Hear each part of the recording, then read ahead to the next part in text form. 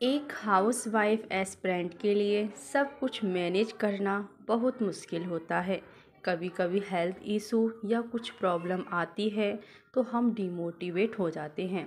Hello everyone, आप सब कैसे हो? आई होप आप सब बहुत अच्छे होंगे।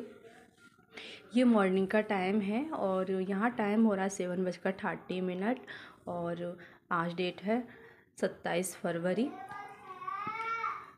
रात को मैं लेट सो रही हूँ तो फिर मॉर्निंग में मेरी शुरुआत 5 या 6 क्लॉक की होती है। ये मेरा फर्स्ट स्लॉट है।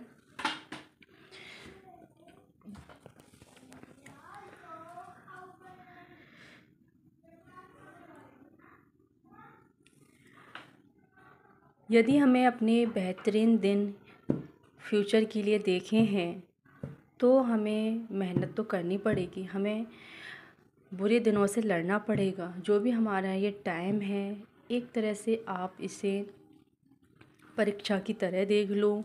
जो भी हम बाद में बनेंगे वो तो एक बाद की बात है, लेकिन सारी जो हमारी तपस्या है वो इसी टाइम ही करनी है। जो भी सेक्रीफाइस करने हमें इसी टाइम ही करने हैं। यूं ही नहीं मिलती राही को मंजिल, एक जुनून सा दिल में जगाना होता है। किसी ने पूछा चिड़िया से कैसे बनाया आशियाना, तो चिड़िया बोली भरनी पड़ती है उड़ान बार बार, तिनका तिनका उठाना पड़ता है।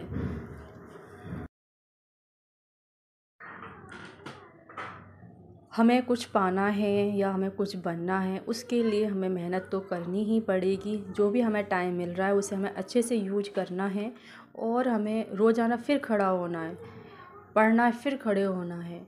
ऐसे ही हमारा ये दिन चलते ही जाएंगे। ये एक दिन का कोई काम नहीं है, इसमें कुछ टाइम भी लग सकता है।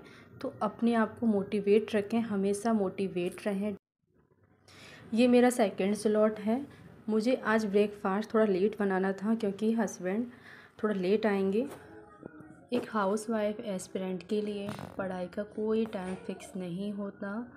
तो जैसे हमें जब भी जो टाइम मिल रहा है हमें अच्छे से यूज करना है और अपनी स्टडी को कंटिन्यू करना है। 15 डेज स्टडी चैलेंज में मैंने यह रियलाइज़ किया कि हमारा हर दिन एक सा नहीं रहता है और हमारा हर दिन चैलेंज से भरा हुआ है। जैसे कि कभी हेल्थ इशू या कोई प्रॉब्लम है तो हम डिमोटिवेट हो जाते हैं। हमें डिमोटिवेट नहीं होना है, क्योंकि हम ऐसे पड़ाव पर हैं, हम पीछे भी नहीं जा सकते और रुक भी नहीं सकते। सिर्फ धीरे धीरे ही चल सकते हैं, जितना संभव हो सके उस हिसाब से हमें चलना है और आगे बढ़ना है। हम एक नॉर्मल एस्पिरेंट को देखें तो उसके पास जिम्मेदारियां नहीं हैं या काम नहीं है, तो वो भी अपना जो पढ़ रहा है हम उसका आधा या तिहाई हिस्सा तो पढ़ सकते हैं। हो सकता है थोड़ी जर्नी लंबी होगी, लेकिन इस जर्नी को ज़्यादा लंबा नहीं करना है। जितने एफ़र्ट हो सके अपने एफ़र्ट डाल दो और तैयारी करते रहो, क्योंकि ना हम पीछे जा सकते हैं ना हम रुक सकते हैं। बस यही टाइम है जो हमें करना है तो करना है। तो अपने आप को हमेशा मोटिवेट रखो।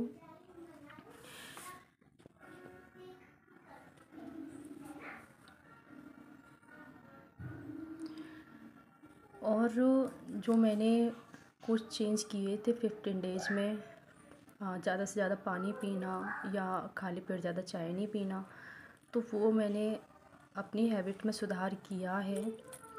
सबसे पहले हमारी हेल्थ है। यदि हम स्वस्थ हैं तो हम अच्छे से अपनी प्रिपरेशन भी करेंगे, अपने बच्चों का ध्यान रखेंगे, अपने घर को भी संभालेंगे। जब हम ही स्वस्थ नहीं रहेंगे तो हम ज़्यादा से ज़्यादा टाइम इन चीज़ों को नहीं कर पाएंगे।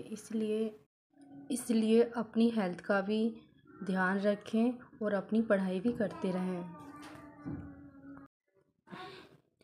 पर डे हमें कितना पढ़ना चाहिए? मैंने डिसाइड किया था कि मैं 7 आवर प्लस पढ़ूँगी, 6 या 7 आवर।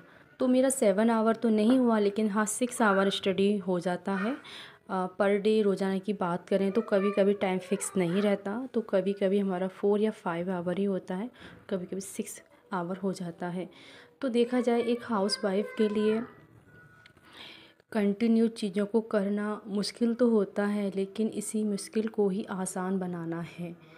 तो ये मेरा थर्ड स्लॉट है इवनिंग का, यहाँ मैं रिवीजन कर रही हूँ। और रिवीजन मेरा थोड़ा लंबा खिंच गया क्योंकि उसमें इकोनॉमी, एनवायरनमेंट, पॉलिटी, हिस्ट्री सारी चीज़ें हैं, तो वो रिवीजन मुझे दोबारा से करना पड़ रहा है। जब हम दोबारा से रिकॉल करते हैं तो थोड़ा टाइम लग रहा है। हो सकता है अगला जो रिवीजन होगा वो जल्दी हो जाएगा। तो यहाँ मेरा रिवीजन ही चल रहा है, सेकंड स्लॉट में रिवीजन ही कर रही थी। तो मैं ये कहना चाहूँगी आप अपने मंथली, वीकली टारगेट बनाएं और उस वीकली टारगेट को कंप्लीट करना है तो उसी हिसाब से अपने डे को डिसाइड करें।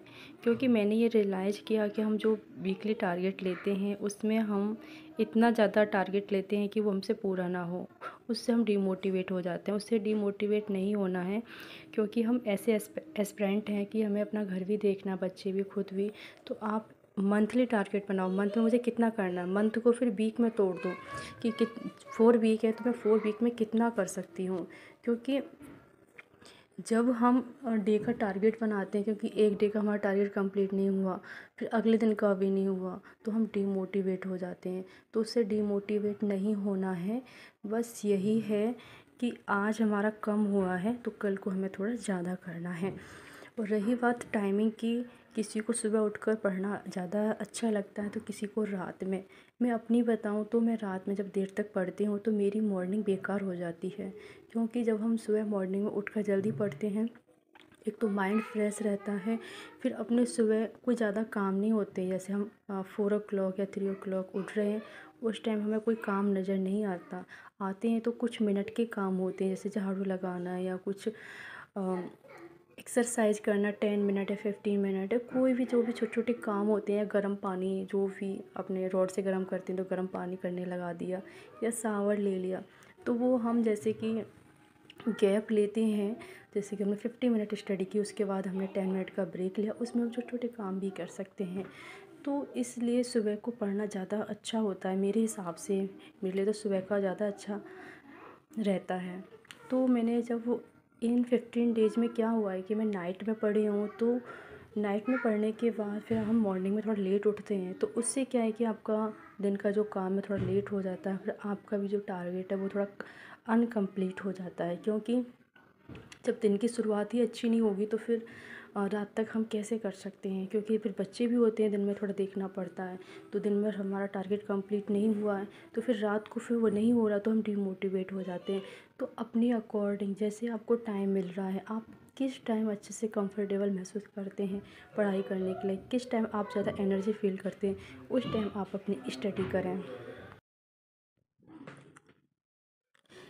ये 28 फरवरी का वीडियो है और ये शाम का टाइम है 5:30। तो यहाँ मैं लक्ष्मीकांत बुक पढ़ रही हूँ। तो आज सुबह का मैं वीडियो नहीं बना पाई क्योंकि मॉर्निंग में मेरी 1.5 आवर स्टडी हो पाई थी, क्योंकि मुझे वॉशिंग मशीन लगाना था और जो सुबह के काम थे वो जल्दी से ख़त्म करने थे। क्योंकि मैं आज 5 o'clock ही उठी थी। तो उसके बाद मैंने अपने 1.5 घंटे की स्टडी की और फिर अपने जो भी घर के काम हैं, कपड़े धोने का वॉशिंग मशीन लगाया, फिर अपने जो भी डेली के काम होते हैं वो सारे किए। तो मॉर्निंग की स्टडी हो गई थी, आफ्टरनून में मेरी स्टडी नहीं हो पाई और ये इवनिंग का टाइम है तो यहाँ मैं स्टडी कर रही हूँ। तो हमारे घर के जो काम होते हैं किसी दिन ज़्यादा हो जाते हैं तो किसी दिन कम। तो अपने जो काम हैं वो अपना एक दिन पहले डिसाइड कर लें कि हाँ हमें अगले दिन क्या करना है, उसी हिसाब से अपने डे को प्लानिंग करें। एक नॉर्मल हाउसवाइफ़ की नज़र से देखा जाए तो ये जर्नी बहुत ही डिफ़िकल्ट लगेगी, लेकिन हम एक एस्पिरेंट हैं, हमें इस जर्नी को आसान बनाना है। अपने हिसाब से जो हमें टाइम मिल रहा है उसे अच्छे से यूज़ करना है। तो अपने पढ़ाई में लगे रहें और डीमोटिवेशन को अपने ऊपर बिल्कुल हावी ना होने दें। अब हमेशा मोटिवेट रहें कि कुछ टाइम, कुछ क्षण की वजह से अपने आप को डिमोटिवेट नहीं करना, उस एक फ़ेज़ को इग्नोर करना है और आगे बढ़ना है। तो यहाँ पड़ोस में शादी हो रही है तो ये आपको आवाज़ आ रही होगी। तो रात को स्टडी करना थोड़ा मेरा मुश्किल हो रहा है, तो इसलिए मैं अपनी मॉर्निंग में स्टडी करना ज़्यादा प्रेफर समझती हूँ। फिर मिलते हैं नेक्स्ट वीडियो में, जब तक के लिए बाय बाय।